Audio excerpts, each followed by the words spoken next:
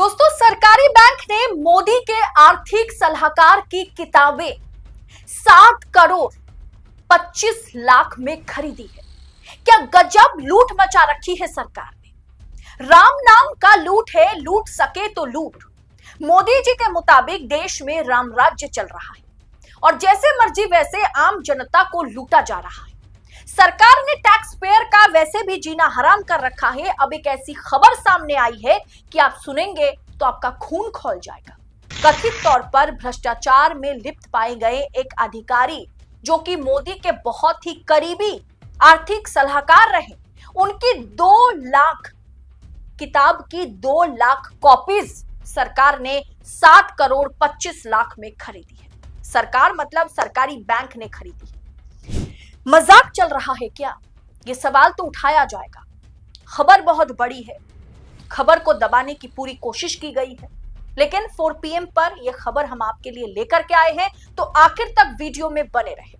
नमस्कार, मैं हूं आपके साथ अदिति और आप 4 PM देख रहे हैं। दोस्तों, टैक्स पेयर के पैसों से किसी किताब की 2 लाख कॉपियां खरीदना मजाक ही है। देश का और आम पब्लिक का सरकार ने मजाक बना के रखा है। 7 करोड़ 25 लाख में खरीदी गई है मोदी जी के सलाहकार की 2 लाख किताब की 2 लाख कॉपियां। सवालों के घेरे में आया यूनियन बैंक। स्क्रीन पर खबर है आपके। कृष्णमूर्ति वी सुब्रमण्यन मोदी के बहुत ही करीबी रहे, बहुत ज्यादा।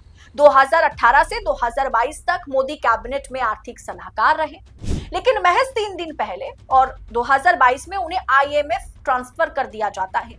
इंटरनेशनल मॉनिटरी फंड में उन्हें एग्जीक्यूटिव डायरेक्टर बनाया जाता है, लेकिन महज 3 दिन पहले IMF इंटरनेशनल मॉनिटरी फंड की एग्जीक्यूटिव डायरेक्टर पद से KV सुब्रमण्यन को सरकार ने हटा दिया। ठीक 2 दिन बाद उनकी लिखी गई किताब की 2 लाख कॉपियां सरकार खरीद लेती है। सरकार ने खरीदा है। भारत में अंग्रेजी भाषा की किताबों की बिक्री आमतौर पर 10,000 कॉपियों से आगे नहीं बढ़ती है। ऐसे में यूनियन बैंक द्वारा करीब 2 लाख कॉपियां खरीदी गई है, जो कि असामान्य है, जो बहुत ही चौंकाने वाली खबर है। इसके पीछे वजह क्या है, ये सब कुछ को हम इस एपिसोड में, इस वीडियो में टटोलेंगे। दोस्तों, बिजनेस स्टैंडर्ड ने इस पर एक विस्तारित रिपोर्ट तैयार की है। यूनियन बैंक ऑफ इंडिया ने पूर्व मुख्य आर्थिक सलाहकार KV सुब्रमण्यन, जो कि 2018 से 2022 तक मुख्य सलाहकार रहे मोदी कैबिनेट में, KV सुब्रमण्यन की लिखी एक किताब की करीब 2 लाख कॉपियां खरीदने पर लगभग 7 करोड़ 25 लाख खर्च किए गए। द इकोनॉमिक टाइम्स ने अपनी एक रिपोर्ट में यह जानकारी दी है। यह रिपोर्ट ऐसे समय में सामने आई है जब हाल ही में सुब्रमण्यन को अंतर्राष्ट्रीय मुद्रा कोष इंटरनेशनल मॉनिटरी फंड में भारत के कार्यकारी निदेशक एग्जीक्यूटिव डायरेक्टर के पद से निर्धारित समय से 6 महीने पहले हटा दिया गया है। वजह यह बताई जा रही है कि भ्रष्टाचार एक बहुत बड़ी वजह है। दरअसल ये एक इंटरनेशनल बॉडी है जहां भारत के अलावा बाकी देशों के लोग भी प्रतिनिधित्व करते हैं, लेकिन एग्जीक्यूटिव डायरेक्टर कौन बनेगा ये भारत की ओर से नियुक्त किया जाता है। लेकिन मोदी जी के इतने करीबी होने के बावजूद भ्रष्टाचार के आरोप लगने के चलते, क्योंकि रिपोर्ट खबर सामने नहीं आई, लेकिन अंदर खाने से खबर यही है, अंदर खाने से जो खबर आ रही है वो यही है, IMF में भ्रष्टाचार करने के चलते या भ्रष्टाचार के आरोप लगने के चलते KV सुब्रमण्यन को भारत सरकार हटाने पर, IMF एग्जीक्यूटिव डायरेक्टर पद से हटाने पर मजबूर हो गई। अब दोस्तों, उनकी लिखी गई किताब जो है उसे लेकर के बवाल मच गया है, क्योंकि उस किताब की 2 लाख कॉपियां 7 करोड़ 25 लाख में सरकार ने खरीदी है। किताब पब्लिश होने से पहले ही 50% एडवांस पेमेंट हो चुका था। रिपोर्ट के मुताबिक यूनियन बैंक ऑफ इंडिया के सेंट्रल ऑफिस ने India@100 इस किताब के लिए, इस किताब की 1,99,450 पेपरबैक और 10,422 हार्ड कवर कॉपियों का ऑर्डर दिया गया था। इन किताबों को देश भर में ग्राहकों, कॉर्पोरेट, स्कूल्स, कॉलेज और लाइब्रेरियों में बांटा जाना था। एक पेपरबैक किताब की कीमत जो है वो 350 रुपए है, और हार्ड कवर वाले किताब की कीमत 597 थी। इस तरह से इन किताबों को खरीदने के लिए 7 करोड़ 25 लाख से ज्यादा का खर्चा सरकार कर चुकी है। अगस्त 2024 में किताब के पब्लिश होने से पहले ही रूपा पब्लिकेशंस को 50% राशि एडवांस में दिया गया था। रिपोर्ट में यह भी बताया गया है कि भारत में अंग्रेजी भाषा की किताबों की बिक्री आमतौर पर 10,000 से ज्यादा कॉपियां नहीं बिकती है, नहीं खरीदी जाती है। ऐसे में यूनियन बैंक द्वारा करीब 2 लाख कॉपियों की खरीद जो है वो सवालों के घेरे में आएगा, ये लाजमी है। यह ऑर्डर बैंक के 18 जोनल ऑफिसों के जरिए पूरा किया गया, जहां हर एक ऑफिस को 10,000 से ज्यादा कॉपियां बांटने के लिए सौंपी गई है। सोचिए, यूनियन बैंक का अब यही काम रह गया है क्या? यूनियन बैंक दरअसल पीएसयू पब्लिक सेक्टर का एक बैंक है जिसमें 74 से 76% हिस्सेदारी जो है वो सरकार की है, तो इसे सरकारी बैंक ही कहा जाएगा। 1 अगस्त 2024 को पब्लिश हुई इस किताब में भारत को 2047 तक एक 55 ट्रिलियन डॉलर की अर्थव्यवस्था में बदलने का रोड मैप प्रस्तुत किया गया है। मतलब सरकार की इस किताब में अच्छे तरीके से ऑयलिंग बटरिंग की गई है, झूठ को सच का आकार देकर के परोसा गया है। के.वी. सुब्रमण्यन ने नवंबर 2022 में आईएमएफ में कार्यभार संभाला था और उसके साथ साथ भारत, बांग्लादेश, श्रीलंका और भूटान का वो प्रतिनिधित्व भी कर रहे थे।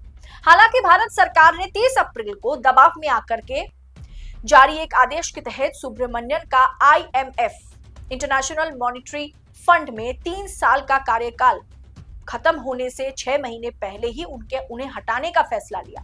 उनका कार्यकाल इस साल अक्टूबर में समाप्त होने को था, उससे पहले ही उन्हें पद से हटा दिया गया। क्या भ्रष्टाचार के चलते उन्हें हटाया गया? दोस्तों, इसे लेकर के सवाल तो पूछा जाएगा, इसे लेकर के सवाल उठाए जा रहे हैं।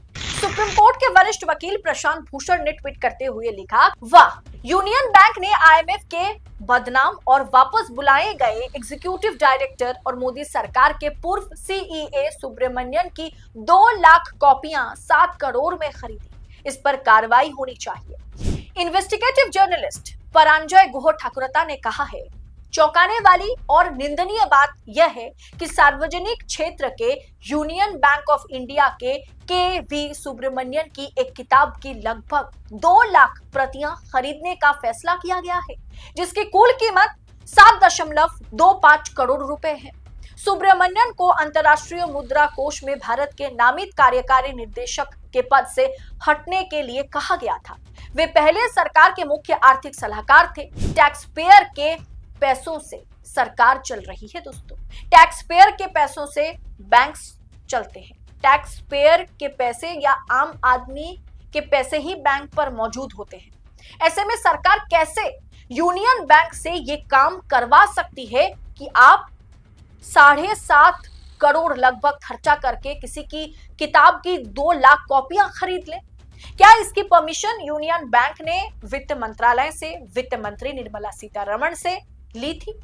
क्या मोदी और निर्मला सीतारमण के नाक के नीचे ये सब कुछ हुआ? क्या उन्हें सब कुछ मालूम था फिर भी वो चुप थे?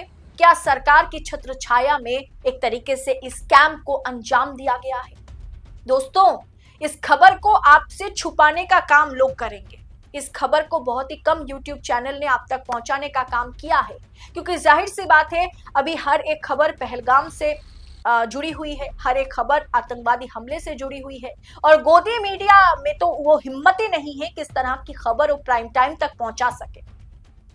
किस तरीके से आम जनता को मूर्ख बनाया जा रहा है, किस तरीके से आम जनता को पागल बनाया जा रहा है, किस तरीके से धोखाधड़ी की जा रही है धड़ल्ले से आंखों के सामने।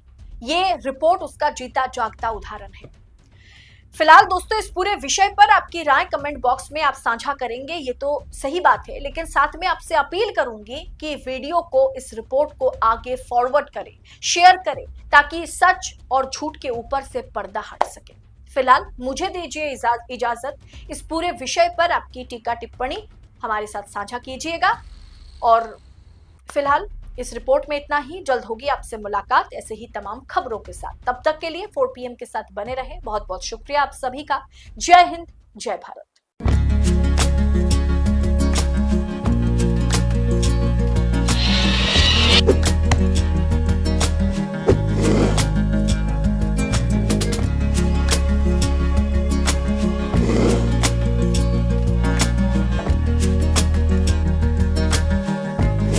है।